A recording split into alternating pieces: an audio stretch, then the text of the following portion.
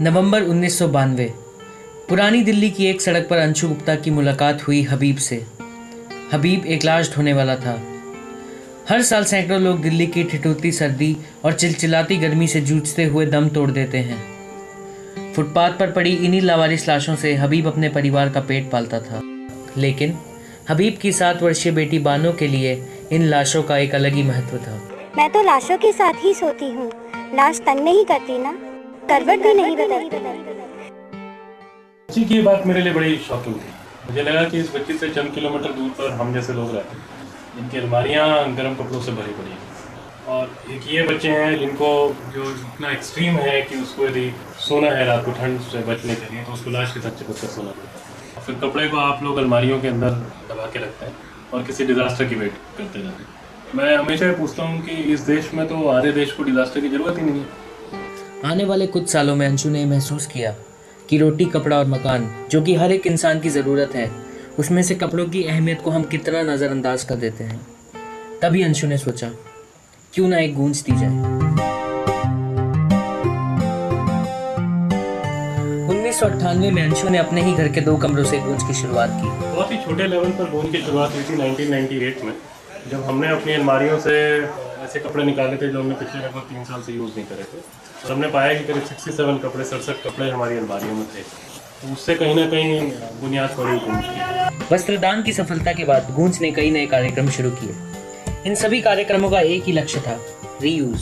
देखिए, समाज के 2 इकोनॉमिक पार्ट हैं। एक वो है जिनके पास बहुत कुछ है, एक वो है जिनके पास बिल्कुल कुछ नहीं है। तो हम ये मान के चलते हैं कि जो बहुत कुछ वाला जो समाज है उसका जो अंडर यूटिलाइज मटीरियल है वो एक बहुत बड़ा रिसोर्स बन सकता है दूसरे समाज के। जब दक्षिणी भारत में सुनामी आई तो गूंज ने अपनी कार्य प्रणाली को और तेज कर दिया। अचानक हमने देखा कि जहाँ हर नुक्कड़ पर कोई ना कोई आदमी रिलीफ इकट्ठा कर रहा है, कोई ना कोई संस्था इस काम में लगी हुई है।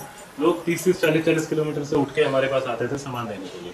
आई थिंक ये मौका था जब हमें लगा कि अब जो है गूंज का कहीं ना कहीं एक पैर जो है वो जम चुके हैं और उसकी गूंज है फैल रही है। गूंज की सफलता का यही कारण है, अंशु के सधे हुए प्रिंसिपल्स और काम करने का सुलझा हुआ तरीका। दिल्ली और कुछ शहरों में हमारे तमाम कलेक्शन सेंटर्स हैं जो वॉलंटियर्स के घर हैं, उसमें लोग लगातार सामान देते हैं और ये सारा सामान हमारे सेंट्रल गोडाउन्स में आता है और वहाँ रिगरस सॉर्टिंग के थ्रू निकलता है। उसमें देखा जाता है कि कौन सा कपड़ा किसके लिए ज़रूरी है, सिलना है, धोना है, वो गाँव के लिए अच्छा है भी कि नहीं है। और उस पूरे प्रोसेस के बाद उसकी एक पैकिंग की जाती है और फिर हम लोग इसको डिफरेंट ट्रांसपोर्ट मोड के थ्रू दूर दराज के गाँवों में भेजते हैं। महिलाओं का एक बहुत ही इग्नोर्ड इशू रहा है सैनिटरी नैपकिन का इशू। और आप ये विश्वास नहीं करेंगे कि यहाँ पे महिलाएं नैपकिन के नाम पर रेत इस्तेमाल करती हैं, राख इस्तेमाल करती हैं, पॉलीथीन इस्तेमाल करती हैं, जूट के गनी बैग इस्तेमाल करती हैं। तो हम कपड़े पे काम करते हुए हमको लगा कि हमारे पास एक बहुत बड़ा सोल्यूशन है। हम किसी भी तरह का पुराना फटा हुआ कॉटन कपड़ा यदि ले आते हैं जहाँ से भी मिलता है और उसको एक पर्टिकुलर साइज़ में काटते हैं और एक बहुत ही नॉर्मल तरीके का नैपकिन बना के लोगों को देते हैं, जो हर महिला इन एनी केस कपड़े का इस्तेमाल करना जानती है। सिर्फ फ़र्क इतना है कि उसके पास कपड़ा उपलब्ध नहीं होता। एजुकेशन में मुझे लगता है जो सबसे बड़ी प्रॉब्लम और जो सबसे इग्नोर्ड इशू रहा है वो मटेरियल का रहा है कि आप बच्चों को कहते हो कि आप पढ़ो, बट आप उनको ना तो कॉपी देते हो ना पेंसिल देते हो। हमने इसलिए क्या किया है कि हमने शहर के स्कूलों को गाँव के स्कूलों से जोड़ने की कोशिश की है कि शहर के स्कूल का जो भी अंडर यूटिलाइज मटीरियल है वो हम तक आ जाए, प्रोसेस से गुजरे और गाँव के दूर दराज बच्चों तक आपके water bottle, lunch box, pencil, school bag सब कुछ पहुँच सके।